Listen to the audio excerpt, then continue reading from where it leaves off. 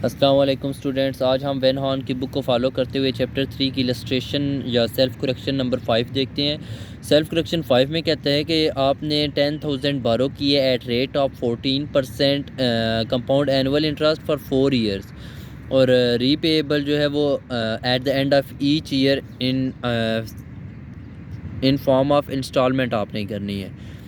ये first part में वो कहता है कि आपको हर साल में कितनी इंस्टॉलमेंट उसको पे करनी पड़ेगी कि 4 साल बाद आपका लोन जो है वो ज़ीरो हो, मतलब आपने सारा लोन चौथे साल के एंड में अदा हो जाए। बी पार्ट में कहता है कि अगर इक्वल इंस्टॉलमेंट जो हम पार्ट ए में फ़ाइंड करेंगे वो फ़ाइंड कर लें तो उसके बाद उसमें amount of interest at each instalment और अमाउंट ऑफ प्रिंसिपल लोन जो है वो भी आपने फ़ाइंड करनी है। तो इसका हम सॉल्यूशन देखते हैं।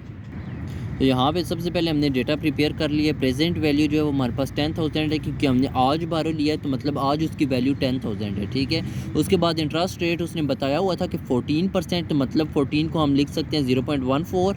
नंबर ऑफ़ ईयर्स उसने कहे थे कि 4 हैं और आर हमने फाइंड करना है कि ईच ईयर वो कितनी इंस्टॉलमेंट पे करेगा। तो यहाँ पे जो है हम simple present value of annuity वाला फार्मूला यूज़ करेंगे क्योंकि यहाँ पे आर आ गया है, ईच इंस्टॉलमेंट्स आ गए, तो जहाँ पे इंस्टॉलमेंट आ जाएँ तो वहाँ पे हम एनुटी वाला फार्मूला यूज़ करते हैं। और इसने बताया है कि हर ईयर के एंड पे होगा, तो ऑर्डिनरी एनुटी है। ऑर्डिनरी एनुटी का formula R into 1 minus 1 divided by 1 plus I whole power N divided by I. तो अब इस फार्मूले में सिंपल हम चीज़ें पुट करेंगे। ठीक है, प्रेजेंट वैल्यू हमारे पास 10,000, आर हमने फाइंड करना है 1 माइनस 1 डिवाइडेड बाई 1 प्लस आई हमारे पास 0.14 है होल पावर 4 डिवाइडेड बाई 0.14। तो इस चीज़ को सिंप्लीफाई करने के बाद हमारे पास जो आंसर आया वो है 2.914 इज़ इक्वल टू 10,000। अब हमने जो फाइंड करना है वो है आर हमने फाइंड करना है, तो आर के साथ ये जो वैल्यू है ये मल्टीप्लाई हो रही है। तो जो चीज़ फाइंड करनी होती है उसको अकेला करना होता है, तो ये मल्टीप्लाई हो रही है तो दूसरी तरफ जाके ये डिवाइड हो जाएगी। तो R is equal to 10,000 divided by 2.914। तो ये जब हम डिवाइड करेंगे तो हमारे पास आर की वैल्यू निकल आएगी। तो डिवाइड करके देखते हैं 10,000 डिवाइडेड बाई आंसर, तो ये हमारे पास आई है 3,432। ये आर की वैल्यू है जो कि हम each year eight the end of each year जो हम पे करेंगे इंस्टॉलमेंट्स, और 4 साल के बाद हमारा जो लोन है वो ज़ीरो होगा, मतलब सारा लोन हम पे कर देंगे। तो ये हो गया इसका ए पार्ट। बी पार्ट में हमने उसको अमोर्टाइजेशन करनी है, अमोर्टाइजेशन टेबल बनाएंगे। ठीक है, जिसमें ये होता है कि प्रिंसिपल अमाउंट हर इंस्टॉलमेंट की और इंटरेस्ट हर इंस्टॉलमेंट का हम बताते हैं, तो उसको देखते हैं। अमोर्टाइजेशन टेबल जो है सेल्फ करेक्शन, क्योंकि आंसर्स बुक में दिए हुए थे तो यहाँ पे अमोर्टाइजेशन टेबल पूरा बना हुआ है। मैं आपको कॉन्सेप्ट समझा देता हूँ कि अमाउंट्स कैसे आई हैं। ठीक है, सबसे पहले इसमें तो नंबर ऑफ़ ईयर्स का हमने कॉलम बना लिया, फिर इंस्टॉलमेंट्स जो हम हर ईयर के एंड पे कर रहे हैं, फिर interest rate, annual interest rate लगा के हमारे पास जो वैल्यू आएगी इंटरेस्ट की वो यहाँ पे आएगी, और यहाँ पे प्रिंसिपल अमाउंट जो कि इंटरेस्ट निकालने के बाद ईच इंस्टॉलमेंट में अमाउंट बच जाती है जो कि लोन को पे करती है। ठीक है, तो ये हमारे पास रिमेनिंग अमाउंट्स आ जाएंगी। ठीक है, सबसे पहले जब हमने लोन लिया था तो हमारे पास 10,000 की अमाउंट थी। फिर फर्स्ट ईयर के एंड पे हमने इंस्टॉलमेंट पे की 3,432। अब ये सारी अमाउंट जो है ये सारे का सारा 10,000 में से माइनस नहीं होगा, क्योंकि इस अमाउंट में हमारे पास इंटरेस्ट भी शामिल है। तो इंटरेस्ट फाइंड करने के लिए सबसे पहले आपके पास ये जो अमाउंट आई है इसके ऊपर आप इंटरेस्ट रेट जो हमें दिया हुआ था 14% वो अप्लाई करेंगे। तो 10,000 का 14% जो है वो 1,400 होता है, तो 1,400 इसका इंटरेस्ट आ जाएगा। ठीक है, अब ये जो इंस्टॉलमेंट है इंस्टॉलमेंट से इंटरेस्ट माइनस करेंगे तो जो हमारे पास अमाउंट बनेगी वो हमारी होगी प्रिंसिपल अमाउंट, जो कि इसमें से हम माइनस करेंगे प्रिंसिपल मतलब लोन वाली अमाउंट में से। तो इसका जो 10% लिया तो 1,400, इंस्टॉलमेंट हमारे पास 3,432 थी, तो इसमें से जब इंटरेस्ट की अमाउंट माइनस करेंगे तो हमारे पास प्रिंसिपल अमाउंट आ गया, मतलब ये कि इतनी अमाउंट हमने इस साल पे की है लोन की। ठीक है, बाकी जो एक्स्ट्रा अमाउंट थी वो इंटरेस्ट की थी। तो ये वाली अमाउंट जो हमारे पास आ गई है 2032, इसको हम 10,000 में से माइनस करेंगे तो हमारे पास जो लोन की वैल्यू बच गई है वो है 7,968। ठीक है, अब ये अमाउंट हमने पे करनी है, इसके ऊपर हम फिर 14% अगेन इंटरेस्ट लेंगे और वो अमाउंट हमारे पास यहाँ पे आ जाएगी। तो ये वाली अमाउंट जब हम 3,432 में से माइनस करेंगे तो जो अमाउंट हमारे पास बचेगी वो है हमारी प्रिंसिपल पेमेंट जो कि हमने लोन पे किया है एक्चुअल में। तो जो अमाउंट आई है उसको अगेन 7,968 में से माइनस करेंगे तो हमारे पास अमाउंट आ जाएगी 5,652। फिर इसके ऊपर अगेन 14% इंटरेस्ट लेंगे, 14% इंटरेस्ट 791 आ गया, वो इसमें से माइनस करेंगे तो हमारे पास प्रिंसिपल अमाउंट आ गई। फिर उसी तरह से प्रिंसिपल अमाउंट को इसमें से माइनस करके तो ये आ जाएगा। तो लास्ट ईयर में क्या करते हैं कि जो इंटरेस्ट रेट हमारा बनता है वो इसके ऊपर अप्लाई करते हैं, वो अमाउंट यहाँ पे आ जाती है और जितनी भी अमाउंट बचेगी आपने सारी की सारी यहाँ पे डाल देनी थी। मतलब ये वाली अमाउंट सारी की सारी यहाँ पे आनी चाहिए। सिंपल ये कि इसमें से आप ये जो प्रिंसिपल अमाउंट है माइनस कर दें, जो बच जाएगा वो इंटरेस्ट में आ जाता है। ठीक है, तो यहाँ से ये फिर सारा इंटरेस्ट आप कैलकुलेट कर लेंगे तो टोटल इंटरेस्ट की वैल्यू आ जाएगी और इस सारे को ऐड करेंगे तो प्रिंसिपल अमाउंट, तो प्रिंसिपल अमाउंट हमेशा लोन के इक्वल ही होती है। तो ये होगी हमारी इलस्ट्रेशन 5। नेक्स्ट हम देखते हैं इलस्ट्रेशन 6।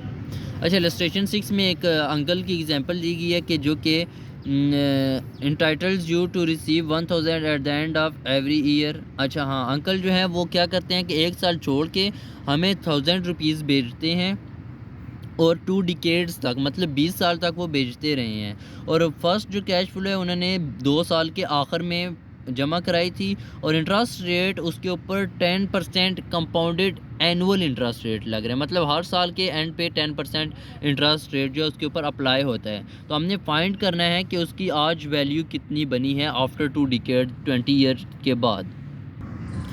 तो नेक्स्ट सेल्फ करेक्ट 6 में जो है हम पहले डेटा बना लिया मैंने, एंड जो है वो 10 ईयर्स रखे हैं जबकि वहाँ पे डिकेड्स में 20 ईयर्स का कहा गया था। उसकी वजह ये है कि जो इंस्टॉलमेंट थी वो एवरी सेकंड ईयर में हो रही थी, तो वो टाइम पीरियड जो है वो एंड टाइम पीरियड को शो करता है। ठीक है, ईयर्स को नहीं शो करता, टाइम पीरियड्स को शो करता है। तो जब 2 साल के बाद वो इंस्टॉलमेंट आ रही थी तो मैंने टाइम पीरियड जो रखा है वो 2 साल का रखा है। तो उस तरह से जो हमारे टोटल पीरियड्स बने थे वो थे 10। सेकेंडली हमारे पास जो आई था वहाँ पे उसने कहा था कि 10% एनुअल इंटरेस्ट रेट। ठीक है, मतलब हर साल जो है उसके ऊपर 10% इंटरेस्ट लगता है। तो फर्स्ट ईयर के एंड पे जब 100% पे 10% इंटरेस्ट लगेगा, 100% पे 10% इंटरेस्ट लगेगा तो वो 110 बन जाएगा। ठीक है, 110 का जब दोबारा हम 100 पे 10% इंटरेस्ट लगेगा तो ये 10 बच जाएंगे, ये इसमें दोबारा ऐड जब हो जाता है तो ये 110 बन जाता है टोटल अमाउंट। अब नेक्स्ट ईयर में 110 पे 10% इंटरेस्ट लगेगा, तो 110 पे 10% इंटरेस्ट जब लगेगा तो 11 बन जाएगा। तो मतलब टोटल जो इंटरेस्ट रेट हम लगाएंगे eight the end of 2 years वो 10 + 11 21%, क्योंकि पिछले साल जो इंटरेस्ट रेट लगा था वो अगले साल में ऐड हो गया है, वो उसकी अमाउंट में ऐड हो चुका है। तो अब उसका जब दोबारा 10% लेंगे तो वो 10 नहीं बल्कि 11% आएगा। 1% पिछले साल का इफेक्ट इंक्रीज़ हो जाता है। तो टोटल इंटरेस्ट रेट हमारे पास 21% आ गया। तो आई मैंने 21% = 0.21 ले लिया। और जो है वो इंस्टॉलमेंट उसने हमें बताई है कि 1,000 रुपीज़ है और प्रेजेंट वैल्यू हमने फाइंड करनी है। तो यहाँ पे प्रेजेंट वैल्यू का एनविटी वाला हम फार्मूला यूज़ करेंगे, r × 1 - 1 divided by 1 + i whole power n divided by i। r की वैल्यू 1000 है, 1 - 1 डिवाइडेड बाई 1 प्लस i की वैल्यू हमारे पास 21 मतलब 0.21। नंबर ऑफ़ ईयर्स जो हैं वो 10 है डिवाइडेड बाई 0.21। अभी हम इसको सिंप्लीफाई कर लेते हैं। तो इसकी जो हमारे पास वैल्यू आई है वो है 4.054। ठीक है, इसको जब हम 1000 के साथ मल्टीप्लाई करेंगे तो हमारे पास जो प्रेजेंट वैल्यू आएगी वो 4054 आ जाएगी। तो ये होगी प्रेजेंट वैल्यू जो कि हमने फाइंड करनी थी। नेक्स्ट हम देखते हैं प्रॉब्लम इलस्ट्रेशन नंबर 7। अच्छा, 7 इलस्ट्रेशन में बैंक ऑफर जो है 7 मंथ सर्टिफिकेट और डिपॉजिट। ठीक है, जिस पे वो इंटरेस्ट रेट दे रहा है 7.06%। और इफेक्टिव एनुअल यील्ड जो है 7.25 है। हमने बताना है कि ये जो ऑफ़र है ये कंपाउंडेड डेली हो रही है, वीकली हो रही है, मंथली या क्वार्टरली हो रही है। And by the way having invested, और इसमें जो प्रेजेंट वैल्यू इन्वेस्ट करनी है वो है 10,000। How much money would you receive when your CD matures in 7 month, और इसके साथ साथ हमें यह भी बताना है कि फ्यूचर वैल्यू हमें कितनी रिसीव होगी। तो इसके सॉल्यूशन की तरफ चलते हैं। तो इसके मैं यहाँ इससे बता देता हूँ आपको। इफेक्टिव एनुअल इंटरेस्ट रेट सबसे पहले हम फाइंड करेंगे, ठीक है। और effective annual interest rate find करने का जो फार्मूला है 1 + I divided by M whole power M, ठीक है, -1। ये effective annual interest rate find करने का फार्मूला है। तो यहाँ पे सबसे पहले हमने I को पुट किया, ठीक है। I की वैल्यू 0.0706 थी, डिवाइडेड बाई इसमें चेक करना है, पहले आपने क्वार्टरली चेक कर लिया, मंथली क्योंकि इसको पता था इसने डायरेक्ट क्वार्टरली कर लिया है, डिवाइडेड बाई 4 होल पावर 4 -1 की है। तो हमारे पास जो अमाउंट आई है ये आ गई है, तो जो कि 7.25% अप्रॉक्सीमेटली थी। और उसने कहा था क्वेश्चन में कि इफेक्टिव एनुअल इंटरेस्ट रेट जो है 7.2% है। तो मतलब यहाँ से हमें ये पता चल गया कि ये जो कंपाउंड इंटरेस्ट रेट लग रहा है वो क्वार्टरली लग रहा है। मैं आपको एक और मंथली भी आपको करके बता देता हूँ, उससे आपको पता चलेगा कि इफेक्टिव एनुअल इंटरेस्ट रेट की वैल्यू क्या आ रही है। ये मैंने monthly annual interest rate, effective annual interest rate निकाला है। तो ये मेरे पास आया 7.29%, जो क्योंकि किताब में उसने बोला था कि इफेक्टिव एनुअल इंटरेस्ट रेट जो है वो 7.25 है। तो ये शो हो गया कि ये जो इंटरेस्ट रेट लगा है, ये जो कंपाउंडिंग हो रही है, ये क्वार्टरली बेस हो रही है। तो यहाँ पे जो है फ़र्क दोनों फार्मूलों में सिर्फ यही है, ये जो M होता है ये नंबर ऑफ़ इंस्टॉलमेंट या नंबर ऑफ़ जितनी दफ़ा इंटरेस्ट लगता है एक ईयर में उसको शो करता है। वहाँ पे क्वार्टर था तो साल में 4 दफ़ा इंटरेस्ट लग रहा था, M की जगह हमने 4 लिखा था। ये मंथली इंटरेस्ट रेट लग रहा है तो साल में 12 दफ़ा इंटरेस्ट लगता है हर मंथ में। तो M की जगह हमने 12 लिख ली है, समझ आ गई। तो यहाँ पे जब हम सिंप्लीफाई करेंगे तो ये इफेक्टिव एनुअल इंटरेस्ट रेट निकला है, जो कि 7.25 नहीं है। तो ये कंपाउंडिंग क्वार्टरली हो रही है। नेक्स्ट हम इसकी प्रेजेंट वैल्यू फाइंड करते हैं। यहाँ पे सिंगल अमाउंट वाला फार्मूला यूज़ होगा क्योंकि इंस्टॉलमेंट का जिक्र बिल्कुल भी नहीं हुआ, तो सिंगल अमाउंट वाला फार्मूला यूज़ होगा। और R की वैल्यू जो है वो हमारे पास आई थी, वो प्रेजेंट वैल्यू होती है यहाँ पे, तो R सॉरी प्रेजेंट वैल्यू हमारे पास 10,000 थी।